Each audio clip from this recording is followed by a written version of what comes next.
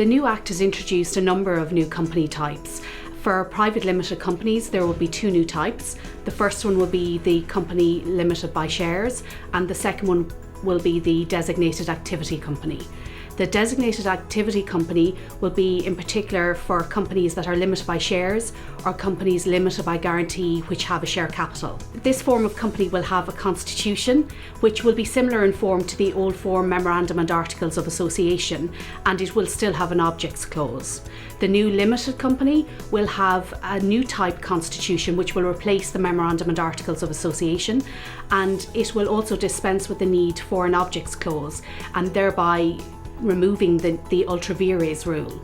This type of company will also have one director as opposed to the designated activity company, which will have two directors. For the other types of companies, the public limited company, the company limited by guarantee and the unlimited companies, these will remain substantially the same. However, they will replace their Memorandum and Articles of Association with a new form constitution, which will be in two parts, similar to the Memorandum and Articles of Association that we know. However, they can also now become single member companies, which is different.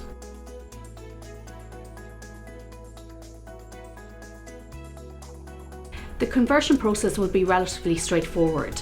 From commencement, each company will have 18 months to decide which company type they want to convert to. So the current form limited company can convert to either a DAC or a limited company by a resolution of their shareholders. So what will happen in fact is the directors will decide which company type is best suited to their business, and the members then will pass an ordinary resolution which will be then filed with the company's registration office with their new form constitution. This then will convert the company to the new company type. Following the filing of this resolution, the company's registration office will issue a new certificate of incorporation, and this will have the new designations such as DAC, PLC, unlimited company, or whichever type the company is converted to. It should be noted that if a company fails to convert during the transition period, they will automatically be converted to a limited company at the end of that period. And during the period of transition, the law applying to designated activity companies will apply.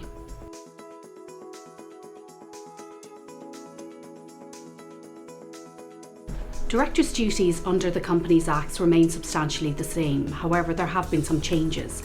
The main one being that fiduciary duties for the first time are now codified under the Companies Act, and this naturally brings more onerous duties to directors.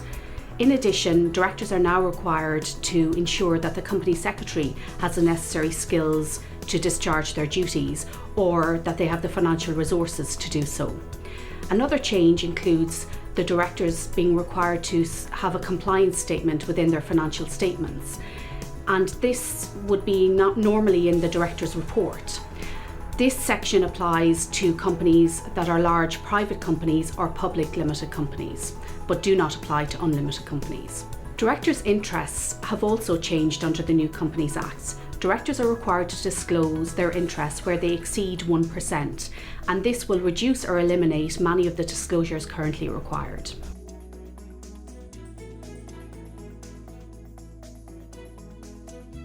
The new Companies Act introduces changes to the audit exemption regime, and for the first time certain new companies can avail of the audit exemption, such as companies limited by guarantee. However, if companies limited by guarantee are also registered as a charity, they cannot avail of the audit exemption. Groups of companies which formerly were not able to avail of the audit exemption can now do so. However, taken together, the whole group must satisfy the criteria for a small company, and in this case they can avail of the audit exemption. It should be noted, however, that the audit exemption changes will apply to financial years after the 1st of June 2015. In addition, companies will have to satisfy 2 out of the 3 criteria in relation to being a small company to avail of the audit exemption, and this is different to the past where they had to satisfy all 3 criteria.